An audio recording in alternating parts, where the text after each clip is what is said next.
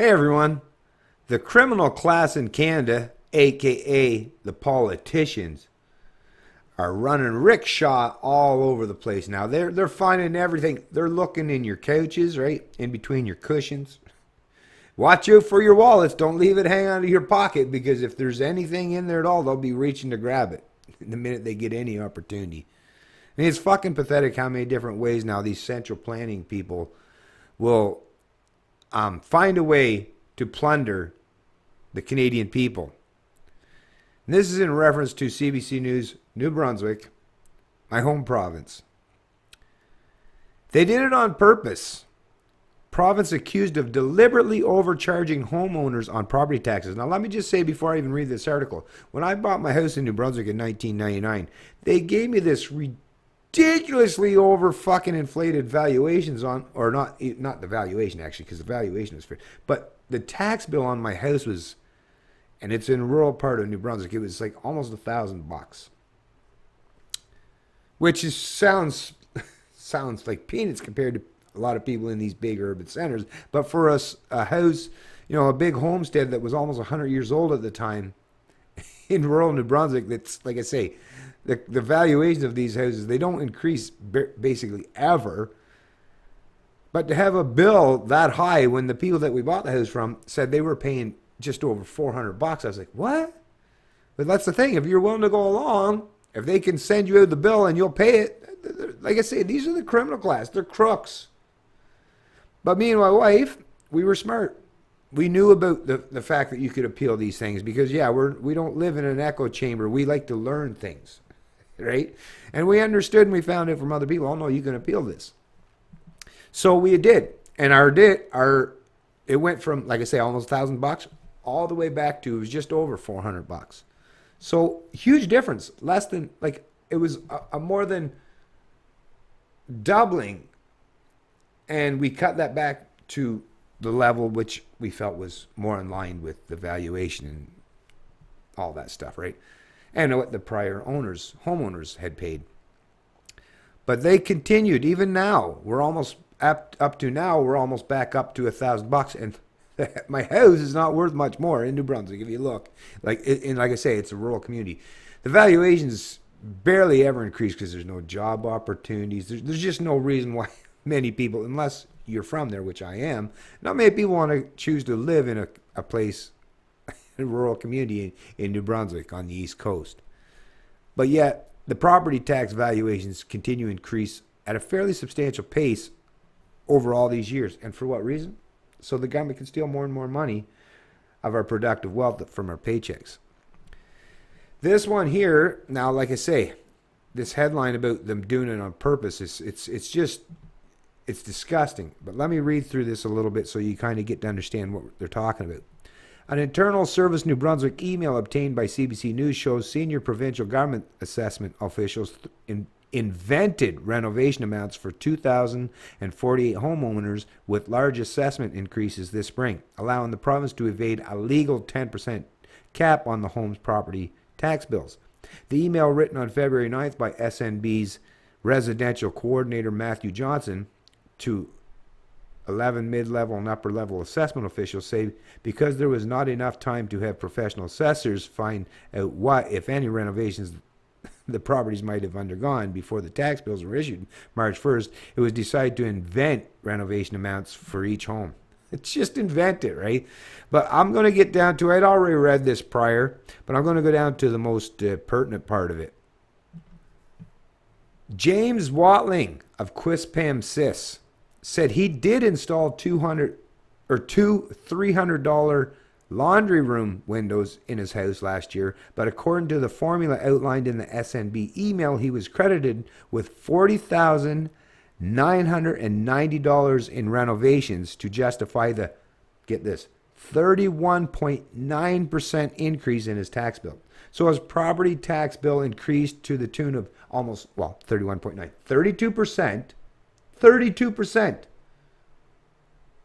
increase in your property tax bill because the government decided to assess his $600, if it's $300 laundry window, so $600 upgrade, But instead of the showing a $600 upgrade, which really shouldn't show any increase in your property value, right? $600 worth of fucking upgrades. Come on. In tax purposes, that would work out to pennies. It'd be negligible. It'd be actually, because we don't have pennies in Canada, literally no increase whatsoever. But because the government of New Brunswick they're so fucking broken. Like I say, I'm from that fucking province, so I know all about the way the cronyism, the corruptness. It's so rampant, and people don't even pay attention to it because it's a have-not province. Nobody even pays attention to it, so they just run it. Like I say, it's the wild, wild west, not for freedom, but as if, ruled by iron fist authoritarianism, where it's just disgusting.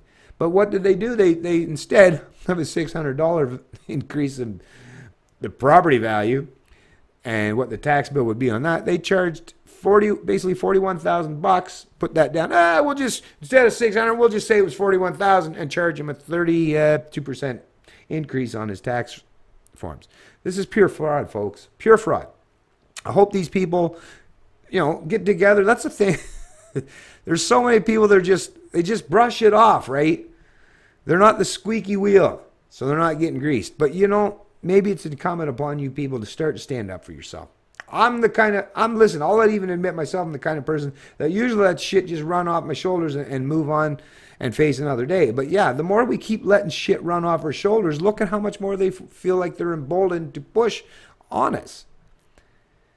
Wait, Watling said, if that is how Service New Brunswick generates his tax bill, it is a fabrication. It's completely false, said Watling. I'm not overly surprised they would try something like it. I don't have a lot of faith in government. Yeah, just like with the Poles. Canadians, just like Americans and a lot of people in Western countries, because like I say, they recognize the people that are running these countries now they're running rickshaw all over the fuck. They're just, like I say, it's just ruled by edict. There's no actual natural or common laws or proper morality or ethics or anything anymore. It's just, like I say, rule by edict, rule by force. You do this because I'm in power, because I'm in control, right? Fuckers. Watling's property tax account and 4 neighbors who also got tax increases between 25 and 31% have not been adjusted, and Watling said he still has not received a notice from the province it made a mistake. Service New Brunswick spokeswoman, of course, Jody Cole, acknowledges the department did declare homes to have been renovated when they had not been. The properties in question were determined to have been new construction or undergone major capital improvements when, in fact, that was not the case, Cole wrote in an email to CBC News. Assumptions were made regarding the percentage of new construction and renovations included in these properties.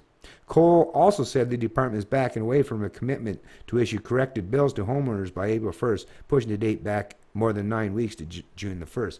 So they'll probably find a way even then to fucking screw these people over. But once again, who are the people that are proven to, like, you pay attention to the news, right, and the media. Who the fuck are the most rampant criminals that you're hearing from?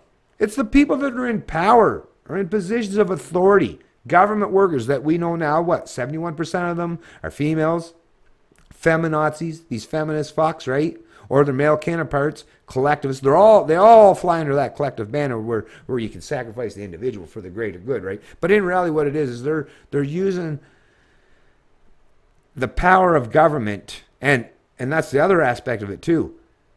4.1 million. I've covered this in my past video, so if this shocks you, go look at my past video and you'll learn what I'm talking about. But just to give you a heads up right now, 4.1 million, and I figured out, take away the people that are under 18 and the ones that are retired, and I put it at 70 and above. So people that are 18, between 18 and 70, there's about 25 million Canadians. 1 in 5 of them, or almost 1 in 5, but 4.1 million of them work for the government. So, of course, they now feel emboldened and that they have the power, and in a way they kind of do, to just push everyone else in Canada around because they have the full force and power of government to back them up. So, like I say, it's ruled by authoritarianism. It's ruled by edict. It's a more softer authoritarianism. It's not like a totalitarian situation where they got military run the streets, but that's because Canadians are standing up. The military would be on the streets if Canadians were standing up for them, but because they realize that Canadians are pretty meek, and they'll go along to get along as long as you don't steal too much from them, right? So they keep pushing that post a little bit further, a little bit further. I expect at some stage of the game, and I think we're getting pretty close to that point now, that Canadians are going to say, okay, that's it. The buck stops here. No more pushing the post any further. So far, I haven't seen that, but I am starting to see some rumblings, right? Some underlying fundamentals are showing me that, yes, Canadians are getting closer to that point, to that edge. And in reality, it should have happened long ago. When this kind of corruptness is happening, and it's so rampant in this way that you can take thousands and thousands of people and just fabricate shit so that you can create more and generate more revenue for the government coffers. I mean, like I say, that's a level of corruptness that it can't be denied, and it should be pushed back against hardcore. Not just minorly, not just don't protest and write a petition, but I mean, you need to stand the fuck up for yourselves, Canadians. And particularly New Brunswickers. Even though I know a lot of you people that are left in New Brunswick, that's the problem too with a place like New Brunswick. A lot of the strong, resilient people have left that province a long time ago. So the people that are left there, you know, not the ideal people to stand up and fight against this. And that's why, like I say, it's devastating. It's destructive in what's happening in that province. Believe me, I know it first and foremost. I know that knowledge. I know it because I've lived it. It's Canadian Libertarian, and I love liberty.